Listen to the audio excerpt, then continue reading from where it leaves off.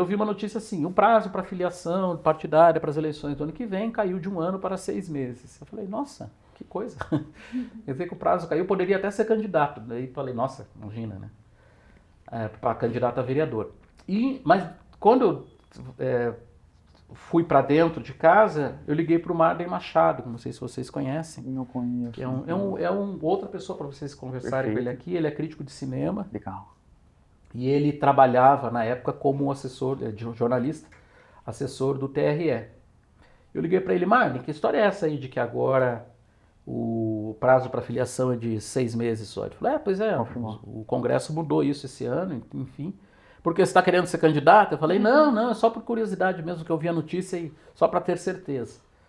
E aí, a partir daquele momento que eu liguei para ele, eu falei, putz, acho que eu fui contaminado, né? Mas ainda passou novembro, dezembro, e em janeiro eu comecei a pensar, bom, se eu vou realmente ser candidato a alguma coisa, eu tenho que começar a pensar num partido, né? Não tem candidatura avulsa.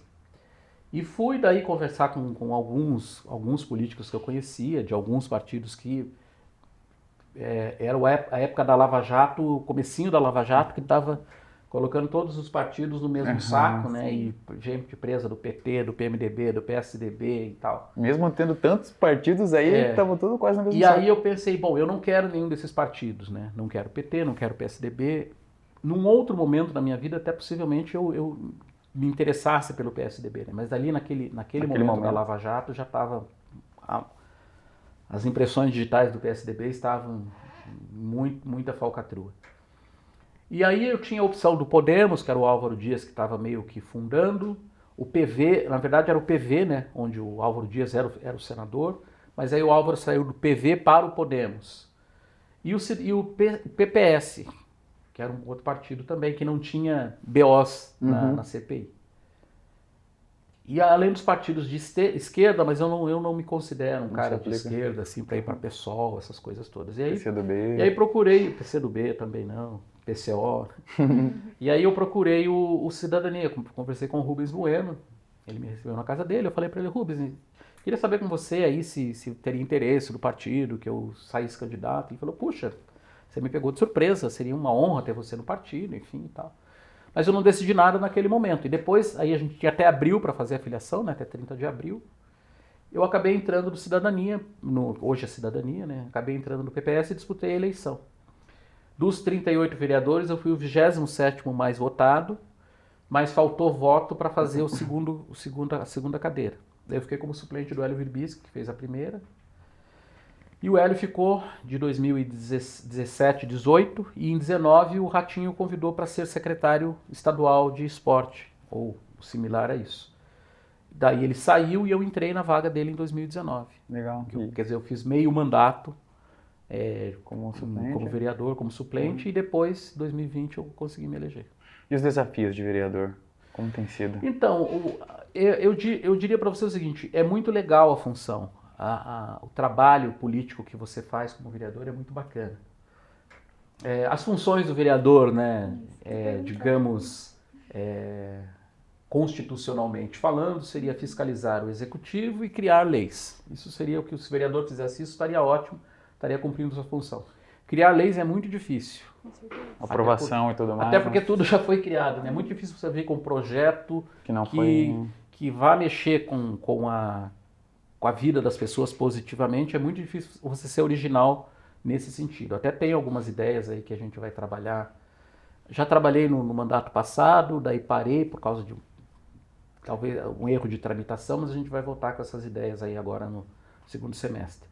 Então tem a primeira coisa, você não tem tantos projetos de lei assim para aprovar, e ainda mais que são 38 vereadores em 120 sessões por ano, né? Imagina quantas cabeças e quantas ideias não surgiriam daí. Então é muito difícil nesse sentido. O segundo é que a competência do vereador também não é...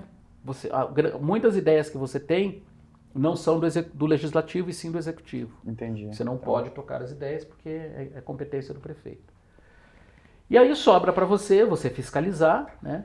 Mas eu acho que a própria tecnologia hoje te coloca quase como as coisas têm que fechar, né? São os buracos que vão fechando. É muito difícil você fraudar hoje alguma coisa, só se tiver um esquema mesmo criminoso. Eu não acredito que a gente tenha nada nesse sentido aqui. E aí eu coloquei no meu mandato o seguinte, que as pessoas ligam sempre para você para pedir, né? Aí pedir asfalto na rua, pedir troca de lâmpada, pedir Ponte, regularização, ponte, corte de árvores, esse tipo de coisa. Bom, isso não é exatamente a função de um vereador. Todas as pessoas que ligam para o gabinete pedindo qualquer coisa, a gente atende. Atende, encaminha, conversa, se for o caso chama no gabinete, se for o caso a gente vai no local. E esse tem sido um trabalho, a gente faz um acompanhamento muito personalizado de todas as demandas, né? E muitas têm a ver com o nosso trabalho. A última que a gente foi ver aí é a gente tem o WhatsApp do gabinete, né, que é um telefone que as pessoas conseguem falar comigo, se não na hora, mas pelo menos uma vez por dia eu entro no WhatsApp ou algum assessor tá conectado a ele. Mandou uma foto num cruzamento de linha de trem que tem aqui em Curitiba, no bairro Cajuru. Em 3 semanas morreram 2 pessoas. Acho que eu sei qual lugar que tem bastante acidente, não é esse? Tem, que tinha, na verdade, talvez. bastante acidente. Ele teve 4 acidentes em 1 ano. Uhum. Isso é bastante, né? No mesmo ponto. No mesmo ponto. Né? E 2 pessoas morreram nesses acidentes. Um foi um ônibus que foi carregado. Uhum. Empresa, né? Caiu em cima de uma casa, inclusive. Daí o outro foi um carro, ele pegou um carro, morreu o motorista e o passageiro, que era o filho dele, conseguiu sair do carro. Um motoqueiro também morreu, o motoqueiro já foi no ano passado. Mas enfim, é um ponto realmente perigoso. Então nós fomos lá, tiramos foto, fizemos uma fala na Câmara e tudo mais.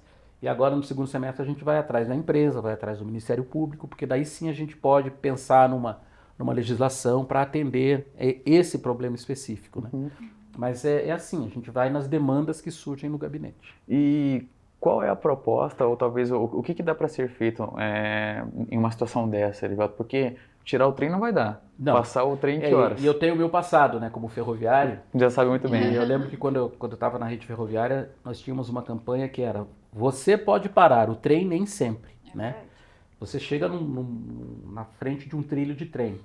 Se você para, o trem passa. Se você passa, o trem vai passar também. E para você parar um trem, vão 40, 50 metros, pelo menos, né? Mesmo que o maquinista está ali, você está a 3 metros do trem, ele não vai pisar e não vai parar. Um carro já leva 10 metros, 10, 20 metros para parar, imagina um trem. Então, o que a gente vai propor é melhorar a sinalização no local, propor para a prefeitura, aí tem que ter tanto a sinalização vertical quanto horizontal, tanto da prefeitura quanto da empresa, que é a Rumo, né? Isso, que agora assumiu após a LL, né? É muito melhor Rumo, porque eu não conseguia falar ALL, é difícil. Um trabalho. E a gente vai conversar com eles, inclusive tem outros vereadores ali da região também que estão aí junto, que resolveram entrar nessa mobilização, então a gente vai trabalhar nesse sentido, né? Então é isso.